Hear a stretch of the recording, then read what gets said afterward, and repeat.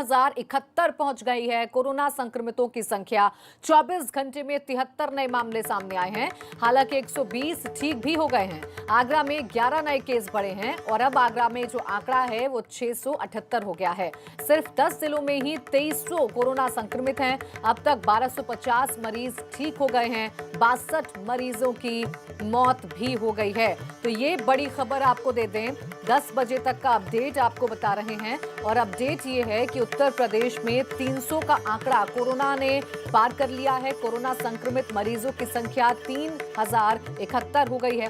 120 हालांकि ठीक हुए हैं। आगरा की अगर बात करूं तो 11 नए केस आगरा से सामने आए हैं। 678 हो गई है अब आगरा में कोरोना संक्रमितों की संख्या। 62 मरीजों की अब तक मौत भी हो चुकी है। तो ये बड़ी खबर, ये बड़ी जानकारी यानी कोरोना अपडेट आपको दे रहे हैं। 3000 का आंकड़ा अब उत्तर प्रदेश में कोरोना ने पार कर लिया है। लगातार केस में इजाफा हो रहा है। अब तक 1250 मरीज ठीक भी हो गए हैं।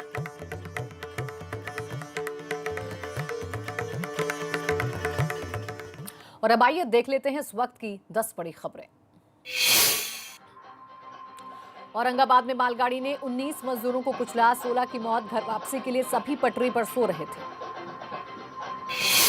आगरा में तेजी से बढ़ रहा कोरोना मरीजों का ग्राफ। 11 नए मरीज मिलने से मचा हड़कंप। कोरोना संक्रमित एक पत्रकार और महिला की मौत। दोनों का एसएन मेडिकल अस्पताल में चल रहा था इलाज। जिले में 678 पहुंचा मरीजों का आंकड़ा। अब तक 20 मरीजों की हो चुकी है मौत। पीलीभीत में लॉकडाउन के बीच भाजपा नेता ने की बर्थडे पार्टी। भाजपा जिला उपाध्यक्ष ने बर्थडे पार्टी में खुलेआम उड़ाई सोशल डिस्टेंसिंग के नियमों की धज्जी। उधम सिंह नगर में पूर्व मंत्री पर केस दर्ज। रुद्रपुर इलाके में लॉकडाउन उल्लंघन पर मुकदमा। मंत्री सहित 5 नामजद। करीब 20 से ज्यादा समर्थकों पर भी केस दर्ज। गाजियाबाद में विजयनगर थाने के पास बने शौचालय का वीडियो वायरल। वीडियो में देखा जा सकता है कि फूड सप्लाई के पैकेट शौचालय में रखे जाते हैं। इलाके के पार्षद और पार्षद पति ने की जांच की मांग।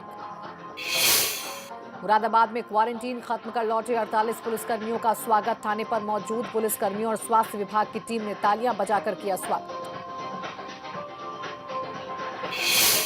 वाराणसी में सप्तऋषि आरती को लेकर विवाद। मंदिर प्रशासन ने अर्चकों को आरती से रोका। अर्चकों ने जताया विरोध। मेरठ में लॉकडाउन के बीच पथराव और फायरिंग। दावत के विरोध करने पर हंगामा। गोंडा में बकरी को लेकर 2 पक्षों में मारपीट। आधा दर्जन लोग घायल।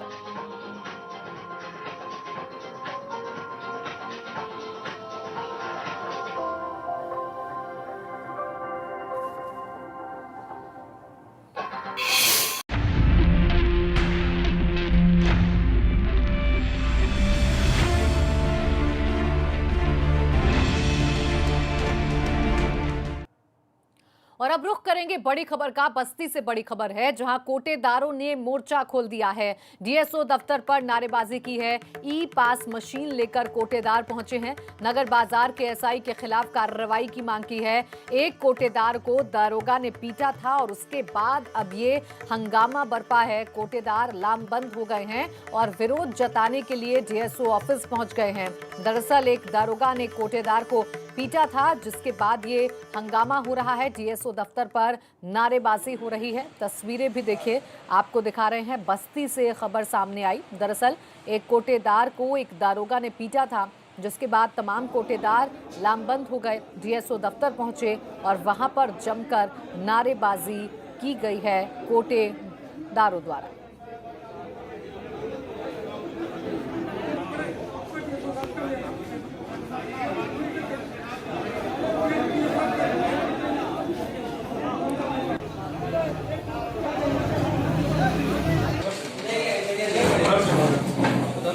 तो देखिए, शिकायत जो है वो भी अपनी सौंपी गई है।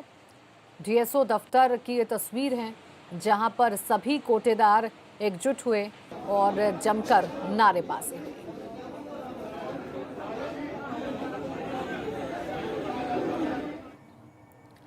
40 दिन पर 4 भारी, ये हम क्यों कह रहे हैं? दरअसल यूपी सरकार ने शराब के ठेके खोलने के निर्देश क्या जारी किए। शराब के शौकीनों की भीड़ ठेकों पर उमड़ पड़ी।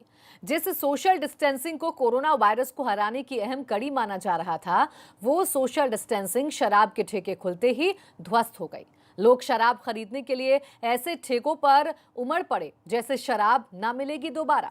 ना कोरोना का खौफ और ना ही सोशल डिस्टेंसिंग की चिंता। ऐसे में 4 तारीख से शराब के ठेके खुलने के बाद एक बार फिर प्रदेश में लॉकडाउन के दौरान करीब करीब थम चुके अपराध एकदम से बढ़ने लगे। माननीय से लेकर कुछ सामाजिक लोगों ने भी शराब की बिक्री पर रोक लगाने की मांग की। बाकायदा इसके लिए इलाहाबाद हाईकोर्ट में याचिका तक दाखिल की गई। अब कोर्ट ने 5 अहम बिंदुओं पर यूपी सरकार से नोटिस जारी कर जवाब मांगा है।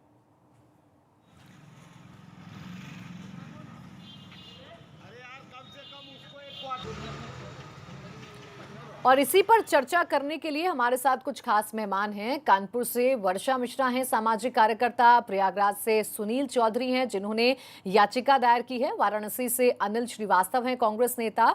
और आलोक अवस्थी, भाजपा नेता भी हमारे साथ हैं। बहुत स्वागत है आप सभी खास मेहमानों का।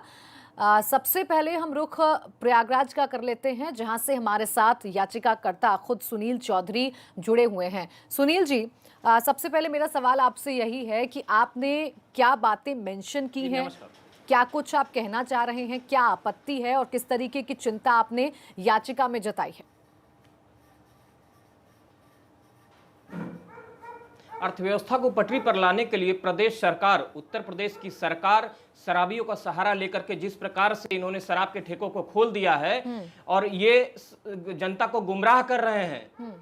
कोरोना वायरस इस तरीके से फैल गया इन सब मामलों को लेकर के मैंने माननीय उच्च न्यायालय को एक मेल के द्वारा अवगत कराया, जिस पर माननीय उच्च न्यायालय ने संज्ञान लेकर के इस पर सुनवाई की और केंद्र प्रदेश सरकार को नोटिस जारी किया है, जिसकी अगली सुनवाई 12 मई है। बिल्कुल। और देखिए, आपकी जो चिंता है वो बहुत वाजिब है, क्योंकि जो केस अब बढ़ रहे हैं उसे देखकर तो चिंता होती है। आलोक अवस्थी जी, देखिए मेरे साथ हैं खुद सुनील चौधरी, वो भी सवाल खड़े कर रहे हैं और ये सवाल और ये चिंता जायज़ भी है जिस तरीके से केस बढ़ रहे हैं। क्या कोई और तरीका नहीं हो सकता था अर्थव्यवस्था को सुधारने का? और अगर ये तरीका था भी तो क्या नहीं लगता आपको कि कुछ और भी इंतजाम होने चाहिए थे, ताकि लॉकडाउन में भी केस ना बढ़ते और लोग समझ पाते कि सोशल डिस्टेंसिंग कितनी जरूरी है? देखिए प्राची जी, आपको मालूम है कि देश के और पूरा विश्व इसमें एक बड़ी आपदा में जा रहा है। फरवरी से मार्च से लगभग सब कुछ बंद है, कोई व्यापार नहीं हो रहा है, कोई भी काम नहीं हो रहा है, सब दुकानें भी बंद थी। अभी तमाम मुख्यमंत्रियों के कहने पे 4 तारीख से जहाँ पे ग्रीन जोन था और ऑरेंज जोन था, वहां पर लॉकडाउन को कुछ शर्तों के साथ खोला गया है। आपको पता है कि राज्य सरकार लगातार श्रमिक हैं, सबको 1000 रुपया फ्री में 18 करोड़ लोगों को 2 महीने से हम राशन दे रहे थे। इस महीने फिर हम राशन देने जा रहे हैं, शुरू कर दिया है देना।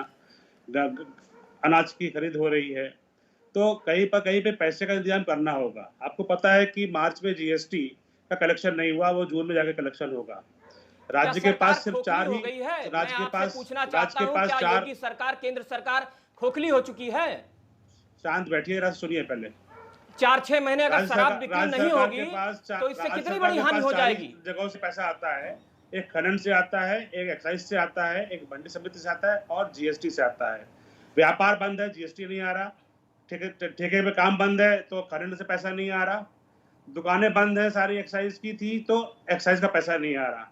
तो आप सोचिए कि हम लगातार 3 महीने से बराबर खर्च कर रहे हैं और हमें अभी कर्मचारियों को भी हम तनख्वाह दे रहे हैं और साथ ही अभी हमको कितने लंबे समय तक बंद रहना भी पता नहीं है। जो आपकी सरकार कर रही है, जो प्रदेश की सरकार कर रही है, उस पर किसी को आपत्ति नहीं है। काम करना है, अर्थव्यवस्था को भी पटरी पर लाना ही बहुत जरूरी है। लेकिन ये जो तरीका है, सवाल इस पर है, भीड़ किस तरीके से उमड़ रही है ये आप भी जानते हैं और मैं भी जानती हूँ, और इसका क्या खामियाजा प्रदेश भुगत सकता है ये हम सब बहुत अच्छे से जानते हैं। बहरहाल आप बने रहिएगा मेरे साथ। एक और खबर दर्शकों तक पहुंचा दें। शराब की बिक्री को रोकने के लिए और भी आवाजें उठाई गई। 5 मई को कानपुर से भाजपा सांसद सत्यदेव पचौरी ने शराब की दुकान को खोलने के फैसले को उचित न मानते हुए मुख्यमंत्री योगी आदित्यनाथ को पत्र लिखा था और रेड जोन वाले जिलों में शराब की बिक्री रोके जाने की मांग की थी। तो वहीं बलिया से भाजपा विधायक सुरेंद्र सिंह ने प्रांतीय और प्रदेश के नेताओं से लॉकडाउन के बीच शराब बिक्री पर प्रतिबंध लगाने की मांग की। सुरेंद्र सिंह ने तो बिहार के नीतीश कुमार के फैसले का जिक्र करते हुए देश भर में शराबबंदी तक की मांग कर डाली थी, तो अपनी ही सरकार में भी विरोधाभास है और अपनी ही सरकार के अंदर से भी चिंता जाहिर होने लगी है और सरकार को पत्र लिखकर अवगत भी करवाया जा रहा है उस चिंता से जो ना सिर्फ कुछ लोगों की है बल्कि अमूमन मुझे लगता है तमाम लोगों की यही चिंता है कि अर्थव्यवस्था तो पटरी पर आएगी लेकिन उसका क्या खामियाजा हमें भुगतना पड़ता है। बाकी मेहमान भी मेरे साथ हैं, मैं कांग्रेस नेता का भी रुख करूंगी, लेकिन उससे पहले चाहूंगी आलोक अवस्थी जी एक छोटा सा रिएक्शन आपका इस पे। देखिए, चिंता तो आपके अपने खुद के लोगों को भी है। सत्यदेव पचौरी बाकायदा पत्र लिखते हैं और चिंता जाहिर करते हैं और कुछ इफेक्टिव कदम उठाने की बात करते हैं। देखिए, केंद्र सरकार ने तमाम राज्यों की डिमांड थी कि आप हमारे पास आय का साधन नहीं है। कांग्रेस के मुख्यमंत्री, आपको मालूम है कि उन्होंने सीधे सीधे कहा था पंजाब के कि हमारे पास 6200 करोड़ का कलेक्शन होता है, या तो केंद्र सरकार पैसा दे हमको और नहीं तो हमको खोलने की अनुमति दी जाए। और सभी राज्यों में खुला है, कोई ऐसा है नहीं है कि पहली बार ये कार्य हो रहा है, ये सभी राज्यों में होता आ रहा था। हमारे यहाँ राज्य में पहले से होता रहा, खाली बंदी 2 ही राज्यों में है, एक गुजरात में और एक बिहार में। तो आय का एक 36,000 करोड़ रुपए का जो है आपके पास खाली इसी एक एक्साइज से पैसा आता है। देखिए सर, सवाल इसलिए खड़े होंगे ना आलोक जी, देखिए आलोक अवस्थी जी, सवाल इसलिए खड़े होंगे कि आम जनता सवाल उठा रही है, विपक्ष सवाल उठा रहा है, ठीक है, लेकिन आपके अपने लोग भी सवाल उठा रहे हैं, उनको भी विश्वास नहीं हो पा रहा है।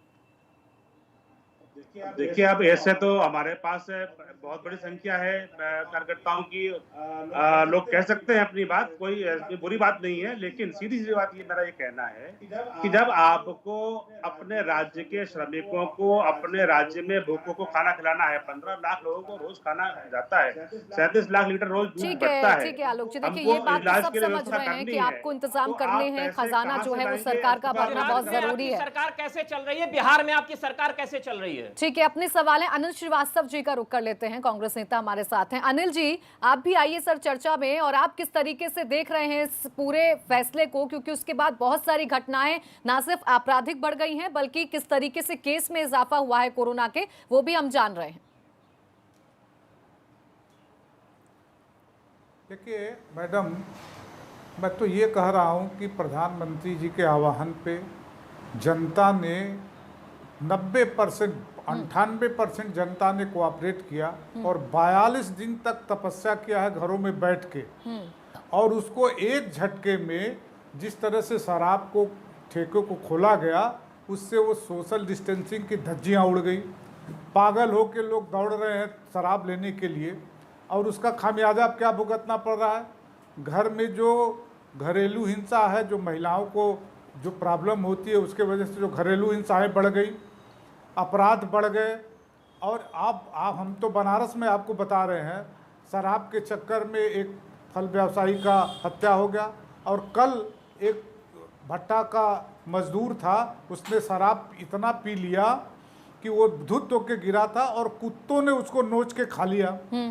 और जिस तरह की ये समस्या आई है, उससे तो जो 42 दिन की तपस्या वो खत्म हो गई।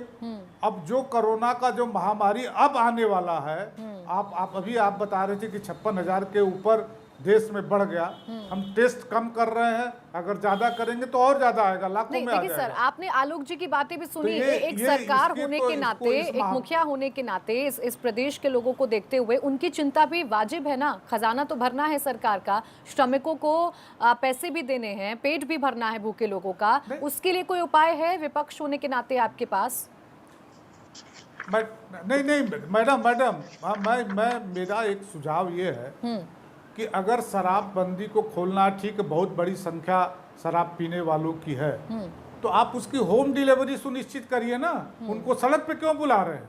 उनको दुकानों पे मत बुलाइए। जैसे आप राशन की होम डिलीवरी कर रहे हैं, आप ग्रोसरी की होम डिलीवरी कर रहे हैं, सब्जियों को होम डिलीवरी करवा रहे हैं, उससे बेहतर होगा अगर शराब से इतना ही राजस्व लेना है तो आप भेजिए मोहल्ले मोहल्ले में, थोड़ा थोड़ा करके आप होम डिलीवरी ठीक है करवा सर, दीजिए। देखिए आप भी विपक्ष की भूमिका आपको निभाइए राजस्व और भी आ सरकार जाएगा को और ये सुझाव जो संकट दीजिए, है वो- बताइए कि क्या उपाय निकल सकते हैं, क्योंकि ऐसे वक्त में मिलकर ही कुछ काम किया जा सकता है। वर्षा जी के पास मैं जाऊंगी, लेकिन उससे पहले एक और जानकारी अपने दर्शकों के साथ साझा कर दें। मैं सुझाव ही दे रहा हूँ। ठीक है सर, मैं लौटूंगी सर- आपके पास। वर्षा जी के पास भी मुझे जाना है, लेकिन उससे पहले एक अहम जानकारी दर्शकों को दे दें। शराब की दुकानों के खुलने का साइड इफेक्ट देखने को मिल रहा है। अपराध और हादसों में बढ़ोतरी होने लगी है।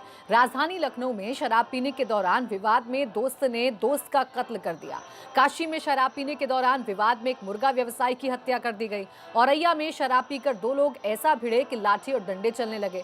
संभल में एक होमगार्ड ही अपनी ड्यूटी भूल भाल कर नशे में धुत होकर हंगामा करता दिखाई दिया।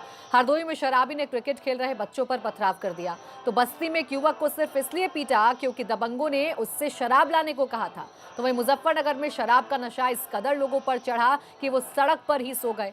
शराब के ठेके खुलने के बाद ये 4 दिन 40 दिनों के लॉकडाउन पर भारी पड़ गए, यही हम लगातार कह भी रहे हैं। वर्षा मिश्रा जी का रुख कर लेते हैं। वर्षा जी, देखिए आर्थिक व्यवस्था इससे सुधर रही है, कोरोना का जो केसेस हैं वो बढ़ रहे हैं, सोशल डिस्टेंसिंग टूट रही है, ये एक पहलू है। एक पहलू ये भी है कि 40 दिन तक जो शांति थी, अपराध कहीं ना कहीं रुक गए थे, एकाएक उन आपराधिक घटनाओं में इजाफा हुआ है। इसे कितनी बड़ी चिंता के तौर पर आप देख रही हैं ऐसे वक्त में जब कोरोना लोगों को सता रहा है?